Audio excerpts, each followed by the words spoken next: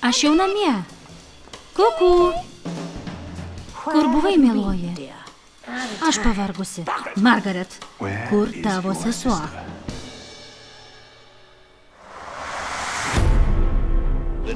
Karas su Vokietija baigėsi. Šiandien pergalės Europoje diena. Šiandien tokia ypatinga diena, o mes atskirtos nuo pasaulio už 6 metus. Mudvi su Lilibeta norėtume išeiti pasižmonėti. Mums taip elgtis nepridera. Vieną dieną Elžbieta tapsi karalienė. Žinau, mamyte, tačiau mudvi su Margaret irgi nusipelnėme čia esi. Išleisk jas. Tikėtina, kad tai pirma ir paskutinė jos galimybė.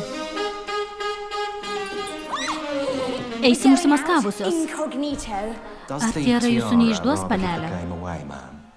Teisybė. Kapitonas Praisas ir leitenantas Baridžas bus jūsų palydovai. Palydovai? Jie palydės jūs tiek iš viešbutį ir pabus su jumis per naktį. Metas išlenkti po turėlę, sere. Greičiau, Lilibeta! Margaret! Kaip man sustabdyti autobusą? Paspausk mygtuką. Lizė, Džekas. Kas toliau? Čeliso kareivinės? Trafalgaro aikštė. Soho rajonas. Į sveikatą. Šį vakar viskam vadovauja mes.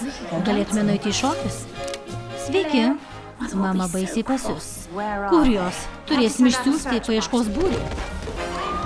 Paleiskit jį. O kas tu tokia? Princesė Elžbieta.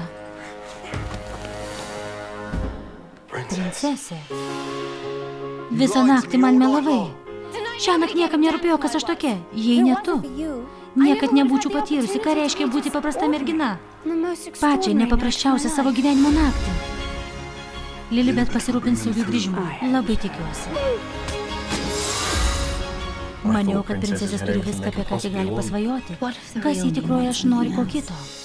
Įdomu, ar tie žmonės suvokė, kad atsibus visiškai naujame pasaulyje.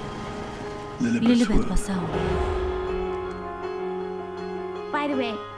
Beje, o kas tas bordelis?